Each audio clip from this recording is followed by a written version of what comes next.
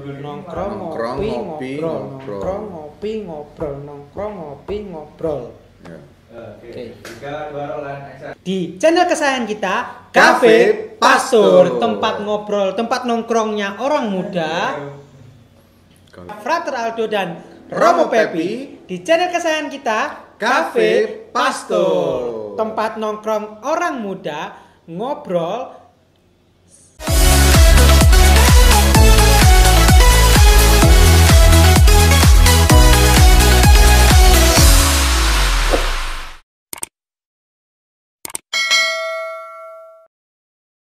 Halo Sobat Pastor, dimanapun kalian berada. Berjumpa lagi dengan saya, Frater Aldo dan Romo Pepi di channel kesayangan kita, Cafe Cafe Pastor. tempat nongkrong orang muda, ngopi sambil ngobrolin iman.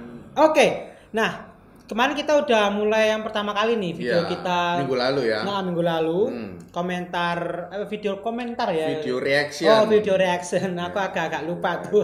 Jadi kita udah mulai yang pertama kemarin dengan kisahnya Astrid ya kan. Oke. Si anak Malang itu. Anak Malang kuliah di UNER, Surabaya. Surabaya ya. Nah, sekarang kita juga akan melihat video yang kedua ini juga tentu dari Sobat Sobat Pastor Pastor. kita. Bedanya dia seorang cowok. Sayangnya Keren. cowok. Jadi nggak ada yang seger-seger lagi. Tapi ya Nanti ada. seimbang pasti, ya. Oke. Kita juga mau seimbang. Kemarin cewek, sekarang kita gantian cowok. Variatif lah, biar Dan- variatif. Dan yang penting kisahnya tentu juga pasti beda ini Beda, pastinya. ya. Dan apa sih kisahnya dan apa yang bisa kita petik kayak kemarin yang kita lihat komentar videonya Astrid. Siapa tahu kalian juga bisa belajar sesuatu dari Nah. si orang muda, Si orang ini. muda Siapa ini, dia? siapa Nanti dia. Kita akan perkenalan dengan dia. Jadi Oke.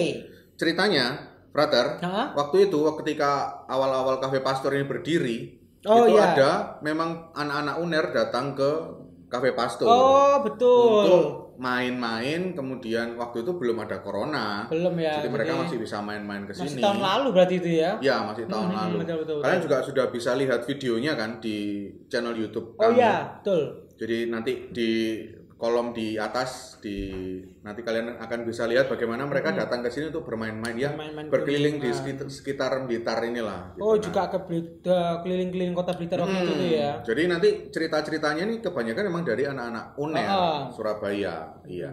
Tapi tentu masing-masing orang punya kisah cerita dan ceritanya beda-beda. sendiri. Kita akan melihat langsung saja Yang kedua ini ya kan. di video yang kedua ini. Kedua Kita ini. dia mau bercerita tentang Tentang apa, apa ini? kepada kita.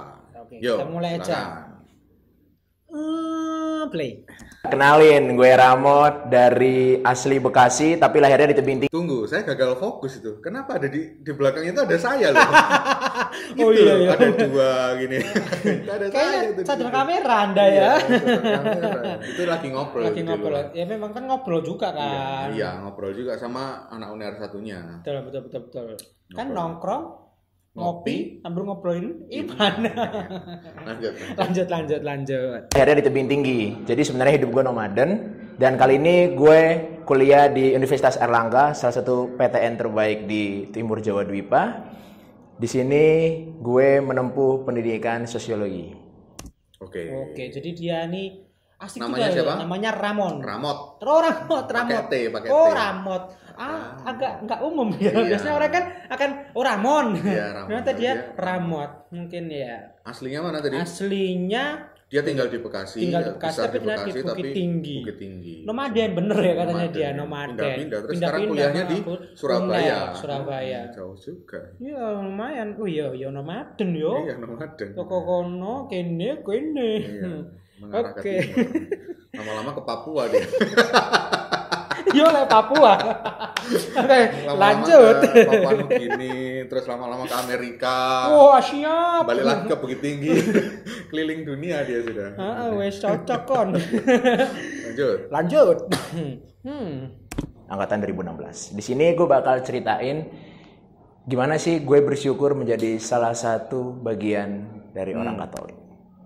Banyak Bersyukur sebagai Yang- seorang Katolik. Bersyukur sebagai orang Katolik. nanya-nanya kayak misalnya, "Mod, lu itu sebenarnya Katolik apa Kristen sih?" Cuma di sini gue negesin sekali lagi kalau emang gue itu Katolik, dan ada sedikit banyak perbedaan antara Katolik dan Kristen. Cuma itu nggak terlalu penting di sini, gue bakal langsung jelasin gimana sebenarnya rasa syukur gue dan rasa bangga gue menjadi salah satu bagian dari orang Katolik yang masih muda dan akan terus menggelorakan rasa muda gue. Jadi mantap ini. Mantap juga ya. Semangatnya mantap ini. Optimisnya tinggi nih orang, dia semangat tuh. Jadi dia bersyukur sebagai seorang Katolik, sebagai seorang muda, dan akan selalu menggelorakan semangat muda. Ini Paus Fransiskus sekali nih di dalam Vivit. Dia mau selalu hidup sebagai seorang anak muda. Jadi tua bukan soal usia. Tapi atau muda itu bukan soal usia, tapi soal semangat untuk selalu berani muda dan selalu hidup di dalam muda. Wah, salut nih guys. Salut. Sobat Pastor harus ngikutin juga ya kan semangatnya harus kayak selalu gini. Jadi mengembangkan semangat. Ojo ngelokro. Iya. Aku masih muda tapi berjiwa tua bisa dong. Bisa akeh mo. Bisa, iya. Malah masih muda wajah tuwek. Iya. Hah? Lo kok nol lah. Jare ojo ono. Kelihatan kan? Enggak usah diomong lah. Kalian juga pasti tahu ya. Lanjut aja deh, padahal ntar gue yang dibully nih. Lanjut. Kalau nggak bully kamu tuh rasanya ada yang kurang gitu. Kayak saya kurang harum ya. Lanjut. Kenapa gue bangga menjadi orang Katolik? Karena menjadi orang Katolik berarti kita mengimani kasih akan Yesus Kristus. Kita harus siap mengampuni sebanyak 70 kali, 7 kali tanpa kena lelah, tanpa kena letih, dan tanpa batas waktu tertentu. Di lain hal, menjadi orang muda Katolik, kita juga harus siap mewartakan kabar gembira cinta kasih Yesus Kristus. Kita harus siap menjadi garam dan terang dunia. Garam ketika kebanyakan menjadi keasinan, menjadi hipertensi. Ketika kedikitan, jadi nggak ada rasa, hambar. Garam yang pas, porsi yang pas akan mengisi kemajemukan bangsa Indonesia itu sendiri. Sedangkan terang asik juga ya dia. Jadi agamanya nggak untuk dia sendiri. Gue suka gaya lu bro. Salut nih buat Ramot nih. Keren. Jadi tapi belum selesai, dia baru menjelaskan soal garam ini tadi. Oh iya garam. Garam. Oh iya garam. Bukan haram. Minta tolong ya. Tetanggaan hamake. Kan habis GH.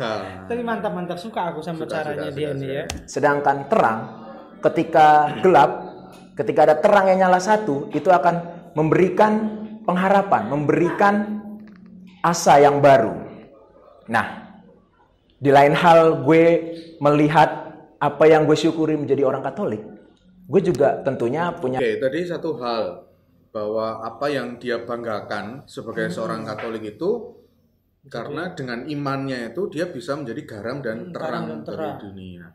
Wow. Seperti Yesus yang dia suka ngomong gitu kan. Jadi siap seperti Yesus menjadi garam dan terang. Apalagi kita kan murid-murid Kristus nih yang mau mengikuti dia gitu. Iya, betul. Jadi kalau Yesus saja selalu ngomong soal garam dan terang, ya sebagai seorang muridnya kita juga harus bisa mengikuti caranya hidupnya Yesus itu. Berusaha menyesuaikan diri dengan cara hidupnya Yesus itu. Nggak kurang, nggak lebih. Kan tadi dia bilang kalau kurang itu nggak enak, hambar. Kalau lebih juga kasinan. Maka yang harus yang pas gitu. Pas. Membawa selalu toleransi. Bener, itu tadi yang dia bilang itu kan. Intinya toleransi. Dan jadi terang tuh ya harus gitu. Padang berarti. Gelap, terang. Di bawah terang jadi bisa kelihatan semuanya. Hitam, putih. Enggak, beda. Tapi lain ya. Gelap dan terang, bukan hitam dan putih. Apalagi cantik dan jelek. Iya. Lain ya. Dia selalu membunuh dirinya sendiri. Enggak, aku hanya mencoba untuk ice breaking gitu ya. Biar guys-guys juga enggak buat. Pecah lanjut. Punya pergulatan batin dong. Dimana gue yang dari awal, dari kecil, gue udah dididik secara Katolik dari TK, bayangin aja TK, SD, SMP, SMA. Lo bisa ngitung sendiri lah kira-kira berapa tahun itu range waktu gue buat belajar. Itu gue habiskan di sekolah Katolik. Yang notabene mayoritas tentunya pengajarannya Katolik. Bahkan juga yang SMA itu asrama Van Lith, yang asrama khusus Katolik. Jadi ada doa Angelus, ada doa macam-macam. Bahkan malam-malam juga ada ibadat penutup. Ya udah kayak di seminari gitulah. Jadi terus yang menariknya lagi, pergulatan batin gue di sini adalah ketika gue mulai memantapkan diri masuk ke PTN. Dimana PTN itu tahu sendiri, negeri dan majemuk. Dan gue benar-benar merantau dari Bekasi. Gue bilang awalnya ke nyokap gue, "Mah, aku mau kuliah di UGM, doain ya." Oh ya, ternyata gue daftarnya Unair. Padahal itu ibaratnya cuma kepencet SNMPTN gara-gara temen gue bilangin kalau Unair itu salah satu PTN yang terbaik. Oke lah, gue masuk, gue dalamin itu sosiologi yang saat ini gue tempatin, dan di sini gue mulai merasa sedikit banyak isu-isu yang gue lihat secara nasional itu nggak diterima di gue, dan menurut gue itu hanya oknum-oknum tertentu. Bukti nyatanya gue yang waktu itu KKN. Oke. Jadi tadi menurut saya apa yang di-sharingkan ini menarik juga. Tadi dia membawa semangat garam dan terangnya itu tadi ke dalam lingkungan yang semakin majemuk. Tadi dia bercerita kalau dari sejak kecil dididik secara sampai Katolik. SMA, bahkan dia bilang SMA itu kan sekolahnya juga secara Katolik selalu. Vanlit lagi ya kan. Asrama Katolik jelas. Pasti nggak asing kan buat teman-teman, buat sobat-sobat pastor. Berdoa juga secara Katolik yang mati-matian gitu. Terus dia harus masuk ke sebuah perguruan tinggi negeri yang umum, majemuk yang ketemu dengan banyak orang kayak Asri tadi ya kan, banyak orang agama. Jadi gimana garam dan terang itu bisa dia praktekkan, dia bawa di situ. Saya kira halnya soal itu sih. Iya sih. Jadi soal relasi dia dengan yang lainnya. Dengan yang lainnya. Oke. Yes. Lanjut dulu kayaknya nih. Lanjut. Di Banyuwangi, gue yang Katolik sendiri di satu kelompok ditunjuk menjadi ketua. Berarti diharapkan dan dipercaya oleh teman-teman untuk memimpin organisasi tanpa dilihat latar belakang agama atau apapun itu. Ya meskipun bisa dilihat berdasarkan mungkin lelaki yang datang karena mungkin aku. Jadi ya meskipun seolah tumbal di awal, tapi teman-teman tetap memberikan semangat, memberikan support. Pergulatan batin yang di awal aku hanya berspekulasi, apakah mungkin aku bisa hidup di tengah kemajemukan, ya benar-benar real. Karena dari SD sampai SMA aku udah Katolik dan harus menghadapi kuliah itu tadi yang majemuk. Dan ternyata puji Tuhan, pergulatan batin aku yang selama ini aku spekulasikan, aku asumsikan dan aku jadikan hipotesis, itu hanyalah kicauan belaka. Dan menurutku sebenarnya Tuhan sudah hadir. Tuhan hadir di mana? Tuhan hadir lewat perjumpaan dengan orang-orang di sekitar aku, tanpa memandang latar belakang agama, latar belakang suku, dan juga latar belakang apapun itu. Oke. Jadi bagus dia ini. Sebenarnya sebelumnya punya ketakutan, dia punya kekhawatiran bahwa ketika dia mau masuk di tempat yang baru, yang notabene majemuk, di mana dia juga berangkat dari hal yang sama ya kan. Dia punya kekhawatiran akan itu, dan ternyata itu sama kayak kamu sudah berada di zona nyamanmu, diminta untuk keluar dari itu ya jelas takut dong. Ya wajar harus dong. Bertemu dengan orang yang heterogen, majemuk, dan dia harus bersikap dengan dia. Syukur kepada Allahnya, dia bisa menemukan makna di balik itu. Iya, dia bisa melihat sisi yang terang itu ya. Dia bisa melihat the bright side, katanya Frater ya. Siap. Sisi yang terang di balik pengalamannya itu. Artinya memang tidak perlu ditakutkan lagi seharusnya begitu, karena banyak orang juga yang di luar sana yang tidak memandang kita dari segi agamanya saja, dari segi rasnya saja. Tapi ya memang melihat kita apa adanya kita, tentang siapa kita. Dengan kemampuan yang dia miliki, dia bisa dihargai dengan sebaik itu. Dia bahkan tadi terpilih sebagai ketua loh ya. Di antara kelompok yang notabene itu beda dengan dia secara suku, agama juga yang dia khawatirkan itu. Wah, biasa juga ya. Lanjut lagi. Kita lihat. Lanjut. Aku juga waktu Amerta bisa ditunjuk jadi ketua kelompok juga. Menurutku itu suatu berarti aku mau dan berani untuk tampil dan menyuarakan tadi itu kabar gembira. Dan satu lagi terakhir, saran aku untuk semuanya orang muda Katolik di luar sana, kalian harus berani menyuarakan. Jangan pernah anggap minoritas mayoritas. Tidak ada minoritas mayoritas. Ya meskipun hanya secara ya cuma istilah aja sih. Cuma jangan pernah menganggap minoritas mayoritas. Kita hidup di bangsa Indonesia, kita hidup dalam kemajemukan. Kemajemukan itu yang membuat kita kaya. Bayangkan kalau misalnya kita hanya menjadi tinggal di negara satu yang homogen. Kita akan tidak bisa menghargai perbedaan. Karena justru perbedaan itu yang akan menjadikan kaya. Sekian dari gue, nantikan juga kisah-kisah inspiratif. Jadi banyak ini makna yang bisa diambil ini. Jadi dia berpesan juga kepada orang-orang muda Katolik di luar sana, kepada kamu semua nih sobat pastor. Kalau walaupun kita ini memang dari segi jumlah gitu kalah kita ya, minoritas jauh daripada yang lebih banyak gitu, tapi dia mendorong kita atau mengajak kita semua sobat pastor juga untuk berani saja menyuarakan imanmu sebagai seorang Katolik gitu. Ya tadi yang dia bilang sebelumnya bahwa diajak untuk menjadi garam dan terang, memberi rasa dan memberi cahaya. Jadi sebenarnya dia juga merasa bahwa dia nggak sendiri ya kan, bahwa pikiran-pikiran dia soal ketakutan akan minoritas tadi itu juga ternyata ya sobat-sobat lain juga mengalami hal yang sama, dan tentunya dia tahu juga bahwa mungkin sobat pastor yang sedang nonton ini juga mungkin merasakan pengalaman yang dia rasakan, ketakutan yang dia rasakan, dan dia minta untuk ya kita mau keluar ya dari pikiran kayak gitu, out of the box gitu ya.